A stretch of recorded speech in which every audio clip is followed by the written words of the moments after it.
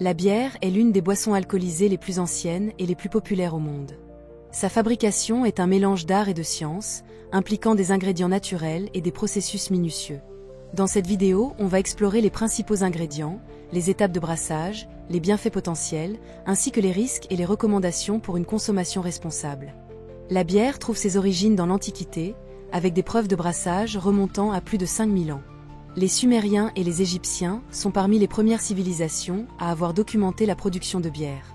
Le houblon, quant à lui, est utilisé dans la brasserie depuis le 8e siècle, bien que son usage se soit généralisé au 12e siècle. Le malt, principalement de l'orge maltais, est obtenu par un processus de germination contrôlé qui transforme l'amidon des grains en sucre fermentescible. Les principaux ingrédients de la bière sont le malt, le houblon, la levure et l'eau. Le malt apporte les sucres nécessaires à la fermentation, tandis que le houblon confère amertume et arôme. La levure transforme les sucres en alcool et en dioxyde de carbone, et l'eau constitue la majeure partie du volume de la bière. Maltage. Les grains sont trempés dans l'eau pour germer, libérant ainsi les enzymes qui convertissent l'amidon en sucre. Brassage. Le malt est mélangé à de l'eau chaude pour créer le mou, un liquide sucré. Houblonnage. Le houblon est ajouté au mou bouillant pour apporter amertume et arôme. Fermentation. La levure est ajoutée au mou refroidi, transformant les sucres en alcool et en dioxyde de carbone. Maturation et conditionnement. La bière est laissée à maturer pour développer ses saveurs avant d'être filtrée et mise en bouteille ou en fût. Influence du maltage et du houblonnage. Le maltage détermine la couleur et le corps de la bière, tandis que le houblonnage influence l'amertume et les arômes. Différentes variétés de houblon et techniques de houblonnage peuvent produire une large gamme de profils gustatifs. Les levures utilisées dans la fermentation de la bière sont principalement de deux types.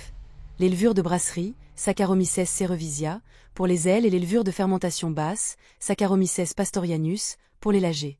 Chaque type de levure contribue à des caractéristiques de saveur distinctes.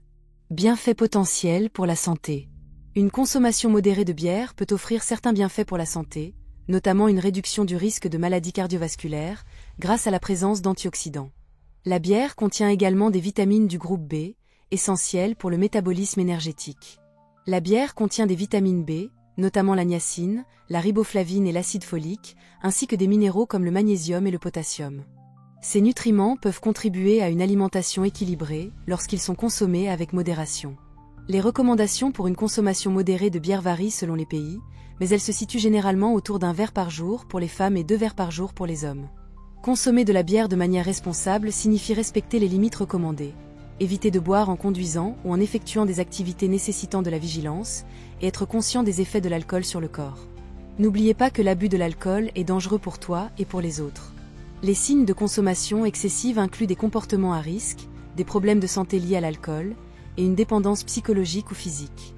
Une consommation excessive de bière peut entraîner des problèmes de santé graves, notamment des maladies du foie, des troubles cardiovasculaires et une augmentation du risque de certains cancers. À long terme, une consommation régulière et excessive de bière peut entraîner une dépendance, des problèmes de santé mentale et une détérioration générale de la santé physique. La bière peut interagir avec certains médicaments, notamment les anticoagulants, les antidépresseurs et les analgésiques, augmentant ainsi les risques pour la santé. Il existe des alternatives sans alcool ou à faible teneur en alcool pour les amateurs de bière qui souhaitent réduire leur consommation d'alcool tout en appréciant le goût de la bière. Les différents types de bières, tels que les ailes, les lagers et les stouts, varient en termes de teneur en alcool et de calories. Les ailes ont généralement une teneur en alcool plus élevée et plus de calories que les lagers, tandis que les stouts sont souvent plus riches et plus caloriques. La fabrication de la bière est un processus fascinant qui combine art et science pour créer une boisson appréciée dans le monde entier. Bien qu'elle puisse offrir certains bienfaits pour la santé lorsqu'elle est consommée avec modération, il est crucial de comprendre les risques associés à une consommation excessive. En adoptant une approche responsable, les amateurs de bière peuvent profiter de cette boisson tout en préservant leur santé. Si cette vidéo t'a plu, n'oublie pas de liker, de partager et de t'abonner pour ne rien rater de cette chaîne. À bientôt.